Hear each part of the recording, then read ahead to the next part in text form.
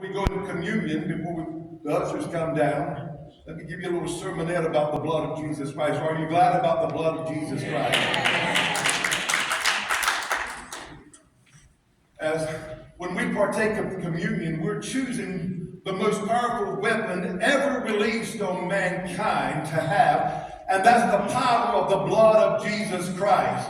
The blood of Christ shed for our redemption will never, never, never lose its power. Somebody ought to put that in a song.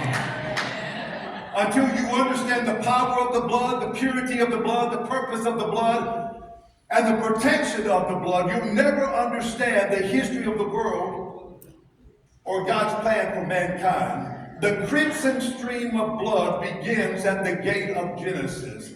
When Adam and Eve sinned, they were cast out of the Garden of Eden forever. They were naked and ashamed. God, the creator of all the universe, think about that. God, the creator of all the universe, came down and took animal skins to cover them in their nakedness. And thus the principle was established: without the shedding of blood, there is no remission, no forgiveness, no removal of sin. Think about that. In the garden, it was a lamb for a man. Go down to Egypt after 430 years after the seed of Abraham, Isaac, and Jacob had been in Egyptian bondage for those many years.